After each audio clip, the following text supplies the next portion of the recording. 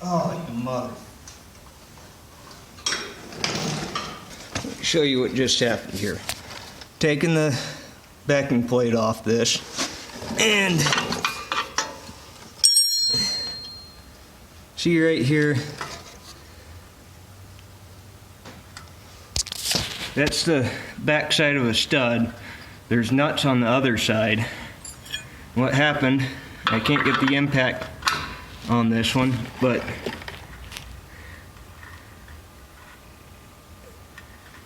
that just stripped out.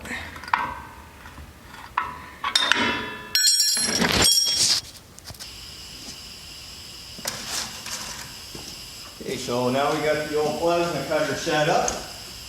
Make quick work of these.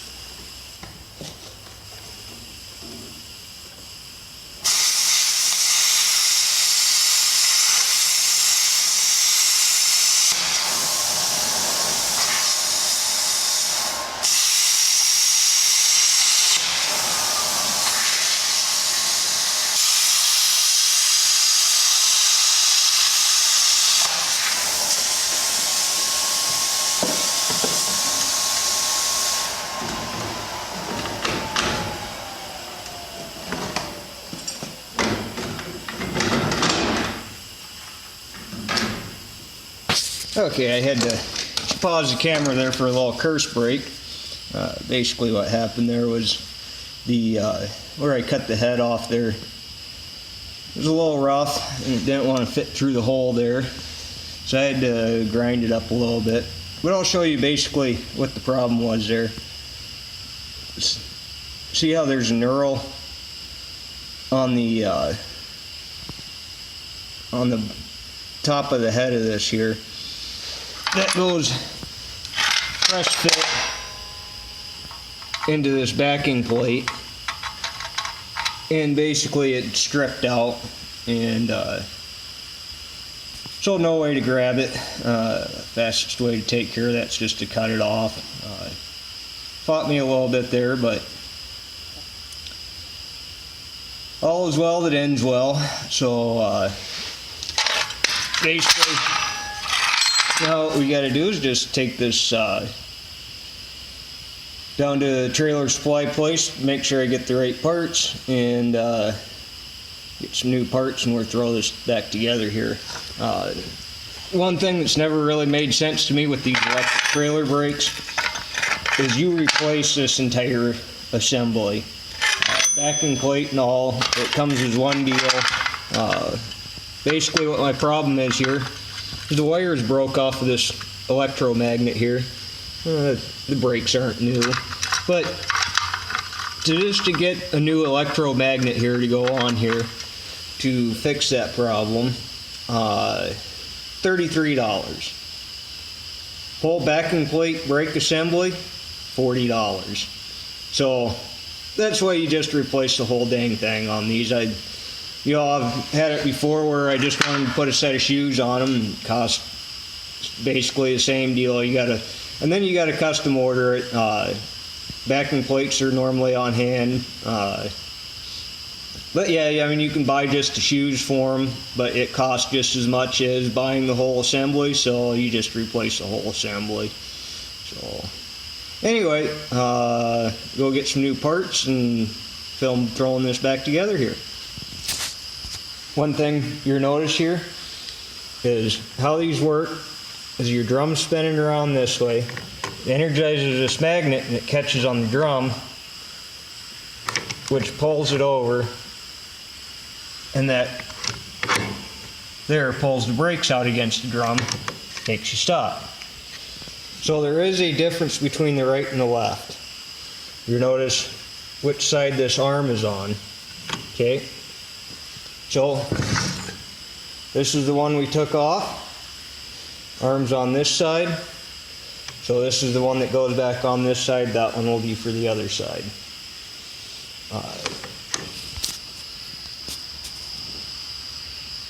As far as hooking these things up, just bolts right back onto the axle, right there. You splice these wires back into to your trailer brake wiring. throw the drum back on, you're done.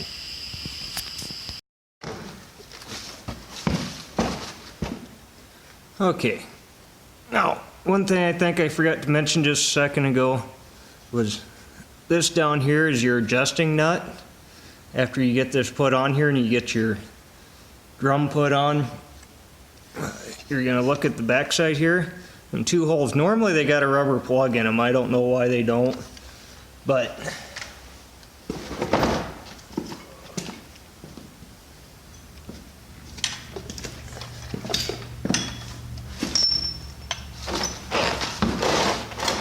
this isn't a screwdriver, but I'll show you.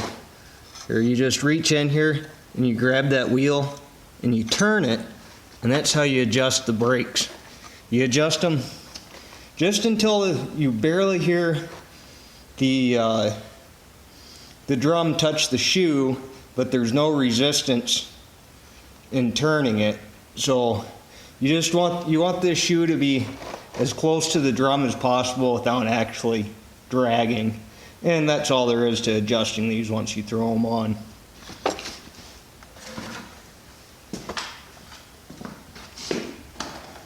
Now the next thing here is anti-seize. It's your friend. So in 20 years from now, the next time this trailer needs brakes, I don't have the same problem I had last time, where I strip shit out, break shit, whatever. So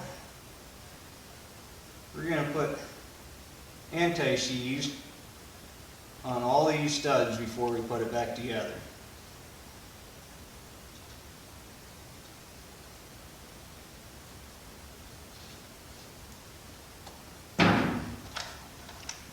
Position these with the magnet to the bottom.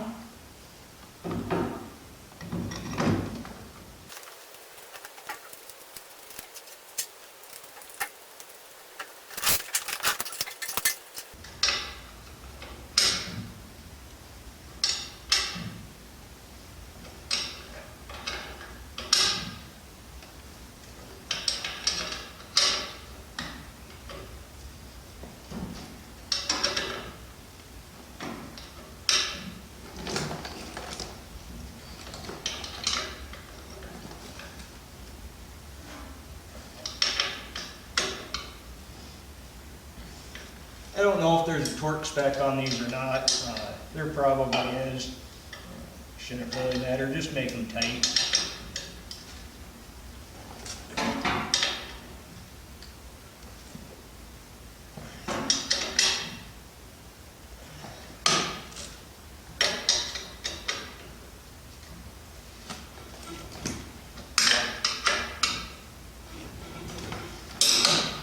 A little bit of dirt and this grease that's sitting right here on the spindle. Just taking stuff apart, put it together, whatever. So I'm just going to wipe this off.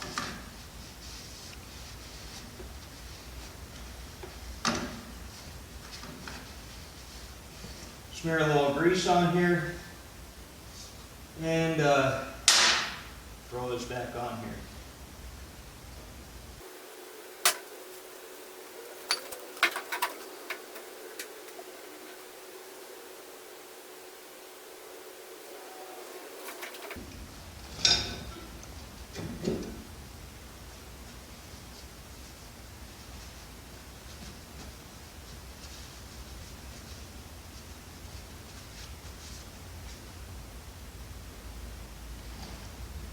Flat washer.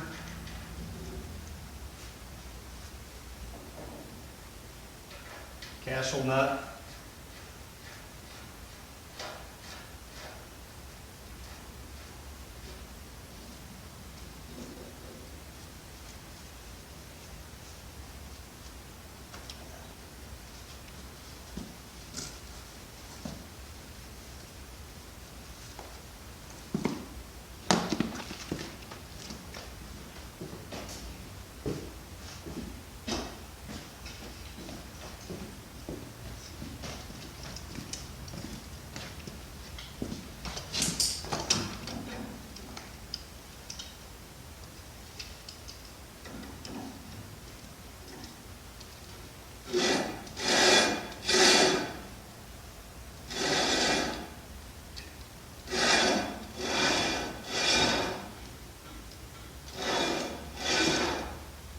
Set your bearing preload, just go fairly snug with it. Should start feeling a little drag in the bearing. And then back it off until the next hole in the castle nut lines up with where your cotter pin goes in.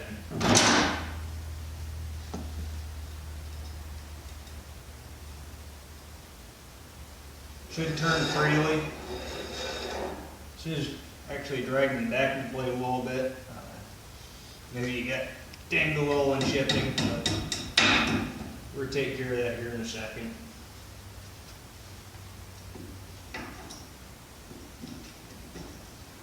Bend your lock tabs over. I like to bend them completely over this way. Make sure that's seated down to where it's not going to interfere with your dust cap. Set your dust cap on here. And try to square it up a little bit. Take a punch.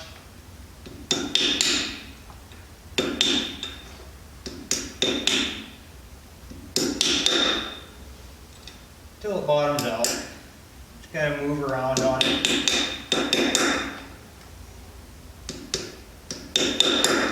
We're good. One thing some people do is they take their hammer and their bead on this dust cap like this, bends it all up, looks like hell. So I'd say don't do that.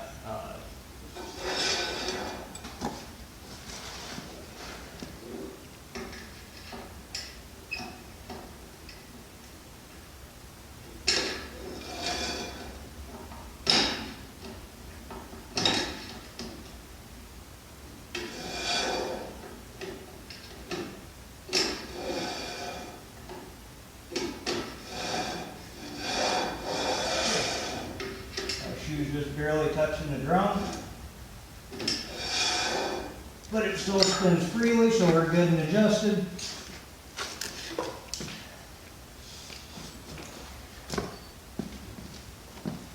Go ahead and put some anti-seize on these lug studs as well. Right here, might as well.